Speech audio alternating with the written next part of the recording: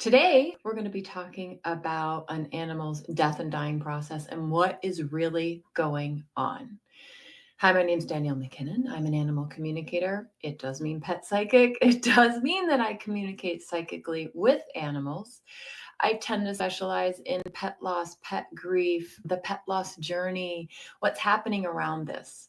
And I know that a lot of you are finding me because you are experiencing this right now. It's even possible that your pet has just passed. When I look through my comments on all my past YouTubes, what I see are a lot of people who are saying, I just found you, my pet just passed, I'm in so much pain. And really, that's what I want to help you with today. I want to help you understand the animal's death and dying process and really what is happening. And it's really helpful, I have found, to understand what an animal is going through when they are actually leaving their body, what they're going through before, and how this all happens. I also want to answer questions that I've seen over the years about this in the comments because some of you have written like really great questions about this. So, yeah, that's what we're going to do today. This is it's a heavy subject, and yet it's actually a really cool thing that happens. So let's begin by talking about what happens to the animal's soul, right? So an animal and a soul, an animal and a soul are they're one and the same. When an animal comes into this lifetime, they have a soul and they have a physical body. So those two things are enmeshed together. Now, that animal, your pet, still has this, because of their soul, they still have this connection to the other side, to the world of spirit, to deceased loved ones, to the big picture. But they also have this real physical world grounding that's here because they're living in the 3D world and they need to find food, they need to find shelter, and they need to feel okay. And they want to be with you, who is their human as well, or all the humans who are their humans. So what happens is as the animal is going through their life, they're going to come to a point where they've made a decision. Now, this decision is something that I talk about in a lot of my videos. And the decision is the decision that, hey, it's time. It's time for me to go. It's time for me to pass. Now, that decision is based on factors that we have, as humans, have trouble understanding because we spend time looking at our world from a very human physical perspective. It can be really hard for us as human beings to remember that there's actually a bigger picture going on. So your pet, when they decided that they were going to pass, it's because of their connection to the bigger picture, the great purpose of why they're here and what they're doing. And that is related to their mission. So every animal that comes into your life is meant to be in your life. And I talk about that in other videos, but I'm going to lightly talk about it right now, which means that the animal in your life is here to help you grow and evolve and become super conscious and aware and stop living unconsciously. When that animal is like, hey, I've done my job with Jill or Jake or whoever it is, when that animal knows that they've done their job, that's when they decide to cross over. It's not that they decide to cross over because they're mad at their human or they're punishing their human, or it's never a decision that's made because of like a negative reason. It's a decision that's made at the soul level. So at the soul level, this animal knows, hey, it's time for me to cross over. Hey, it's time for me to do this and get my human ready for me to do this. Once the decision has been made to cross over on the big picture part of this animal's soul, right? Not the physical 3D part that needs food, needs shelter, needs water, but the big picture part of the soul that says, yeah, I've done what I came here to do. The animal begins constructing at the soul level how they're going to pass. So that's another video. I can link to that. But what I want you to understand now is that when that animal figures out how they're going to pass, they choose how long will it take? What form will it take? Who will be there? All of this stuff. Again, another video. I'll link to that other video. Or actually, I have a lot of videos on it. So when they're choosing this, all right, now let's say we've got an animal who is choosing that they're going to take a long time to pass. So this could be an animal who gets very sick and they get to stay with their human during this time, but it takes like the animal's like diagnosed with something. And then 6 months later, the animal crosses over from that something. Okay. What is really cool to understand, and I say it's cool because I'm fascinated by this process from the bigger picture. It's not easy to experience as a human who loves your pet, is the way that the spirit, the soul, needs to separate from the physical body.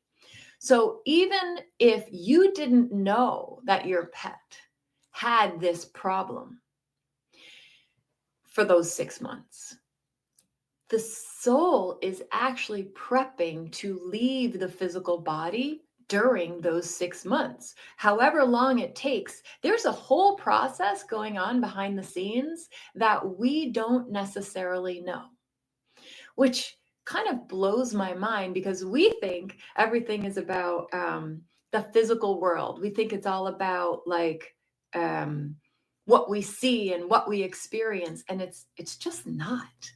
There's so much going on. The bigger picture is what gets me every time. So as we're still in the 6-month period, right? When that animal says, okay, I'm going to take about 6 months to cross over, and I'm going to do it this way because I want to help my human adjust, let's say.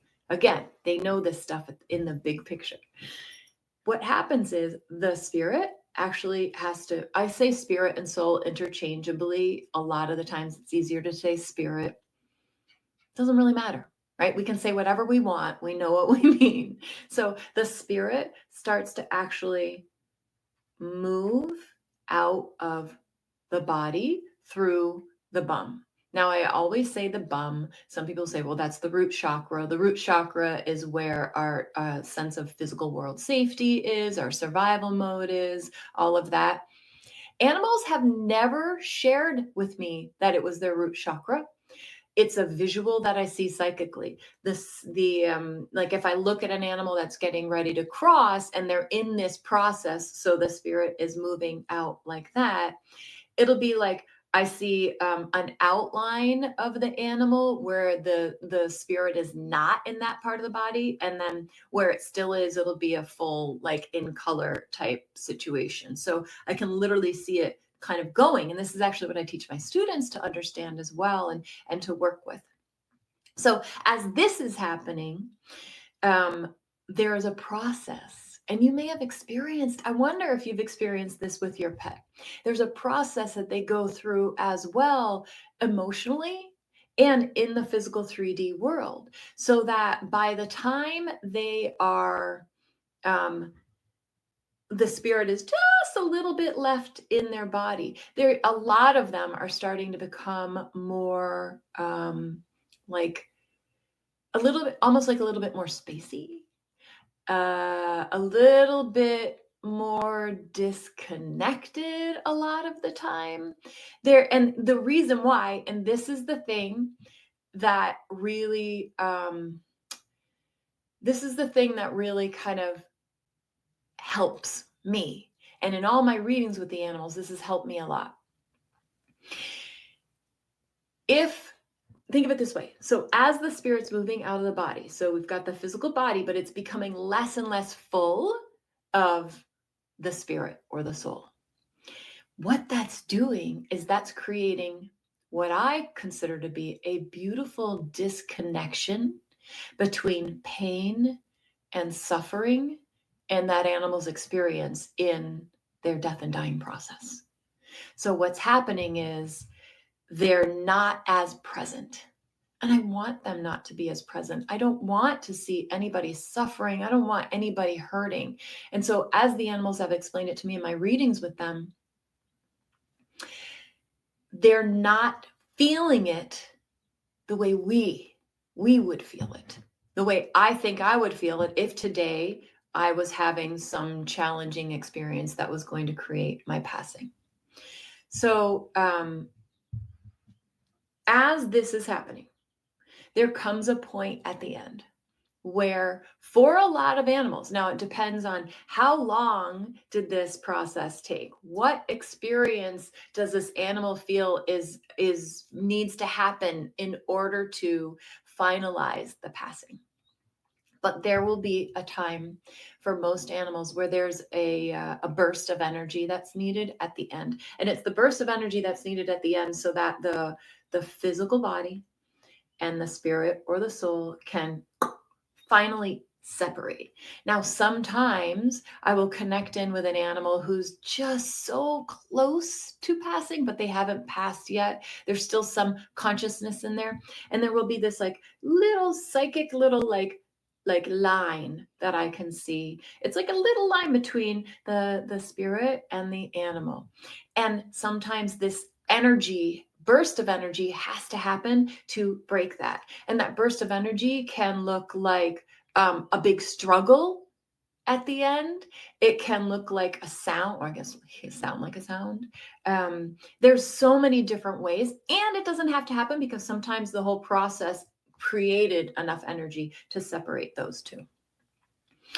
Once that separation happens, the animal spirit, the animal soul, is completely done with that physical body. And that's when we see no more breath, no more anything. There's nothing happening anymore in the physical body.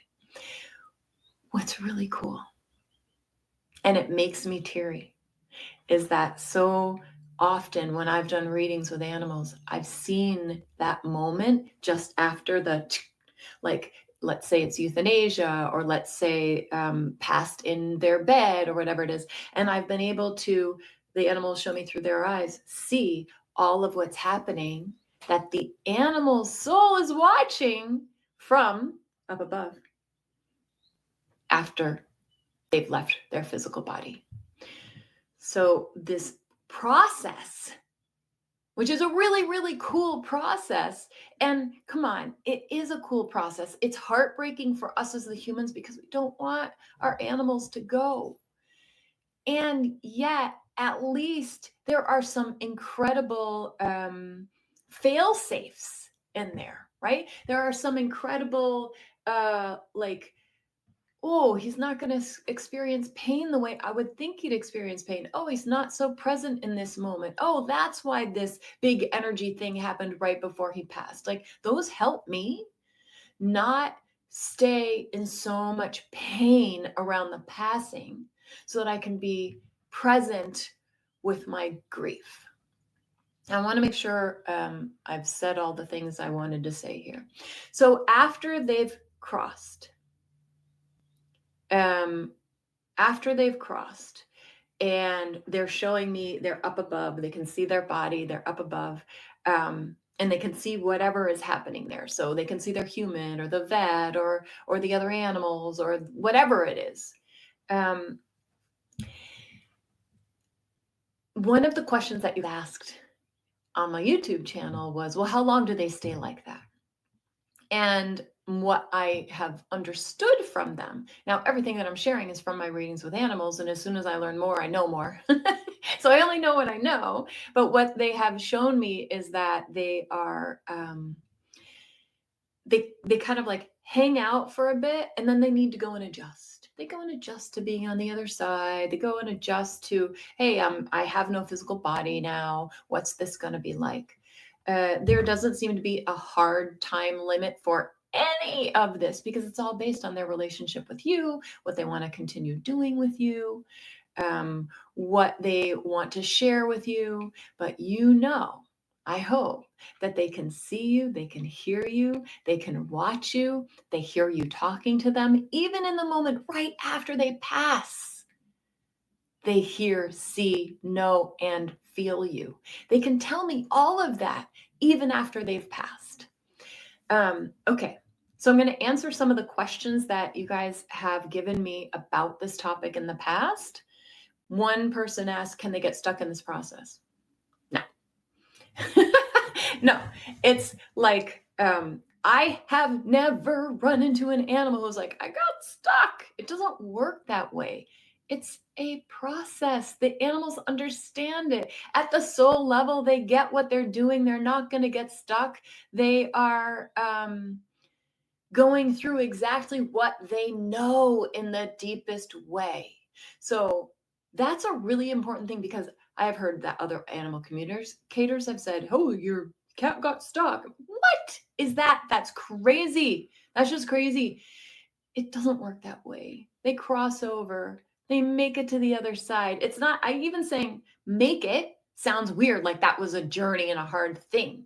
It's there, and it's there for them. So you can trust that your pet made it there easily. This one was, do they forget you or know you're there while they're going through this process? Like, are they even aware? The physical body part of them, a lot of the time, isn't aware. Sometimes can be aware, but a lot of the time they're very wrapped up with what they're experiencing physically. And this is what I teach in my animal communication classes. There's two ways. There's two things here. We've got the physical world experience, and we've got the soul level experience. And at the soul level, they know you're there. They know they're doing this in some way because of you. And they are aware of the whole thing, everything that is going on. So that feeling of,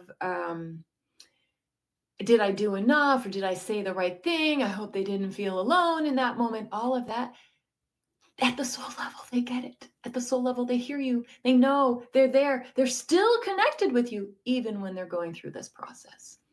And then somebody else asked, will the soul stay where they died? So if your pet died at the vet, or your pet died in the woods, or your pet died at home, and you move or you leave the vet, no, the soul is not connected to any physical location. The soul is connected to you through unconditional love. So they're going to stay with you. They're going to be with you. They're going to reconnect with you forever. Right? This is a connection that does not go away. It doesn't matter how they died. It doesn't matter whether you were there or not. None of those, all those human fears, none of them matter. Your pet soul remains connected to you no matter what. All right. So there's another video you can watch, which is called, Did I Euthanize My Pet Too Soon? And I know a lot of people who are wondering about the death and dying process are wondering about that. So I'll link that as well.